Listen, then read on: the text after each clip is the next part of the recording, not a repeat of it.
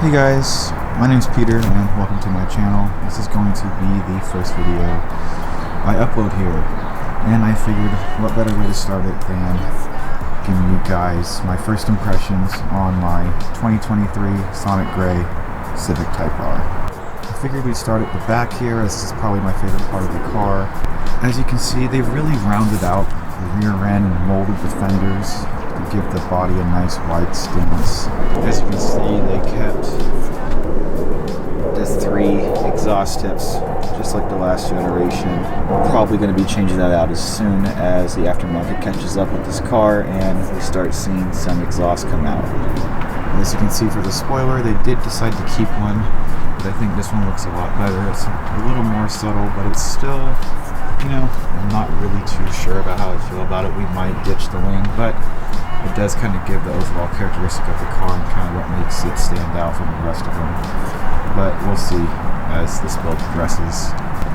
Coming along to the side here, you can see they did keep the OEM factory side skirt look, which is nice. It's in gloss black, not my favorite look, but it's still better than nothing, I think.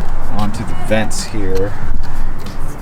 As you can see, they are functional. If I can kind of squeeze the camera in there, I don't know if you can see through there, but as you can see, they are functional.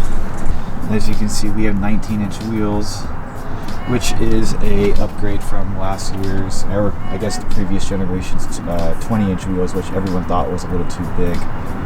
They did decide to put the red Brembos on, which, you know, I'm not a huge fan of the red, but I do appreciate the fact that they decided to put Brembos on the car, which helps the car stop on a dime. One of the things I noticed, which I'm not super stoked on, but I guess it's something we could replace in the future, is that they decided to put looks like factory Honda brake calipers on the rear and just painted them red to match the red Brembos. I almost would have just preferred they kept them just the standard OEM silver that they probably came in and just had the red Brembos up front instead of painting these red to look like the red Brembos, which I think is kind of not really my thing, but we'll address that sometime in the future. Oh, by the way, we are going to be putting the new wheels on, I think, tomorrow, so in the next video probably you will see the car on a brand new set of wheels and tires, which should give the overall stance of this car a better look. Because as you can see, the wheels are, you know, they're sunken in a little bit. It's not super bad, but with the new wheels and tires, we will be able to achieve a more flush look, which is going to look a lot better. I guess onto the front of the car now. I do like the headlights that they have for this generation. A lot more sleek and just very modern looking, like you would find on any, you know, Audi or BMW, I guess. They do obviously incorporate the red Type R badge, which is synonymous with this Honda line of sports cars, but you know, this is my first Honda, so I will be learning about this car as the videos progress, because I do not know anything about Hondas. I'm coming from the Subaru and Mazda world. Never owned any chassis with any type of K series, B series, any type of engine like that, so this is a learning curve for me. So if any of you have any suggestions of what mods they should do to the car first, please leave a comment below, because I definitely would like to know a little bit more about this car. One of the things I love is that you can see the massive front mount intercooler from the factory right in front here. Super clean look. Moving on to the interior of the car, as you can see, it is very red. You know, I actually don't mind the red too much. I think it looks super clean. The seats are extremely comfortable. I'm sure every car reviewer you've seen who has made a video on this has commented on how comfortable the seats are. I think they're great. I won't be replacing them. I think as a factory seat, this is perfect. My wife has ridden in the car now, and she says the seat is absolutely amazing. A lot more comfortable than some of my other cars here, but yeah, the red is pretty obnoxious, but you know what, I think you get used to it, and it kind of, like I said, it kind of goes along with the whole Type R theme of the car. As you can see here too, the floor mats are red, and the one thing I noticed, which is, I mean, I've never seen this in another car, maybe the only other car I've seen it where they've decided to color actually use a distinct color for the actual carpet for the flooring is like the GD STIs from 04 to 07. They use blue along with the blue floor mats. This is red carpet with the red floor mats. It's just a little dirty here. Sorry, it's been raining. I'll clean those. I know this car, I should probably try to keep this car a little cleaner, and that's pretty disgusting. It did come with the Type R leather shift knob, which we will be replacing probably sometime in the future, but it feels nice. Can't complain. Good shift knob from the factory. I do really appreciate how the interior looks very modern now. Honda definitely stepped up their game with this interior. I'm sure if you've ridden in the last generation, the FK8, you would know that this interior looks nothing like the last generation.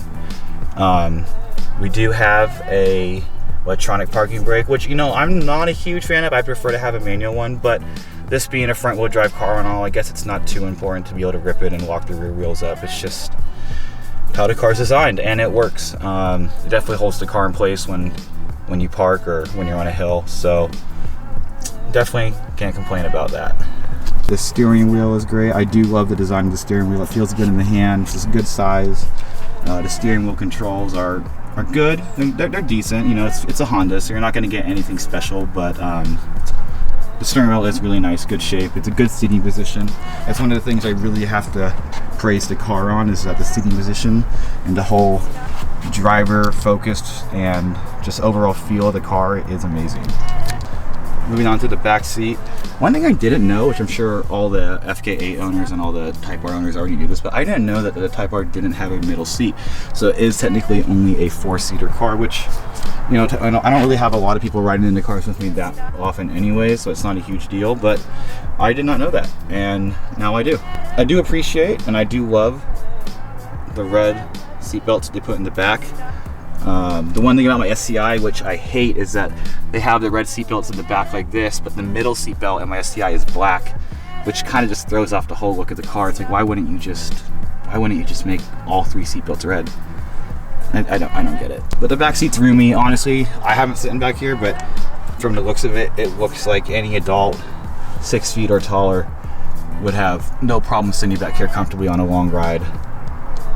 Good back seat. Moving on to the hatch. Now, this is probably why I bought this car mainly. This is going to be a daily for me, and I need room to put tires, wheels in, take them to the shop, get them mounted, and this car really, with the seats down, holds a lot. I used to have a truck, and I used to just load the wheels and tires into the back of that, and it was super easy, but now with this hatch, I just have to put the seats down, and I'll be able to, you know, load exhausts up, wheels, tires, whatever you need, and it should work. Nothing super special about the hatch, just ordinary hatch. The one thing I wish it came with for, I guess, you know, the price of the car, is that I wish it had a motorized mechanism for the hatch so that you could press a button and the hatch would open on its own. So if you were holding something, you didn't have to set it down. The key does have, if it will focus, a trunk button, but it doesn't actually do anything, I think. I've hit it and nothing really happens. You still have to walk up to the car and put your hand on the hatch and lift it up. So that is probably the one thing I wish it had, but can't really complain. All right, moving on to the engine. Let me find the latch here. There it is. Now, like I said, I know nothing about Hondas. I am still learning. So, like I said, please leave in the comments any suggestions or anything you think I should do first to this car to make it a little more reliable. Maybe to improve the longevity of the motor itself. I am currently breaking it in, so I will be doing a oil change with the factory suggested oil weight 0W20 probably here in the next couple days. But here it is. This is the, I'm pretty sure, K20 motor from Honda. I have spent a little time with the FK8, so I do know that this intake manifold here is a little different than the previous version of the car, but other than that, I think it is about the same.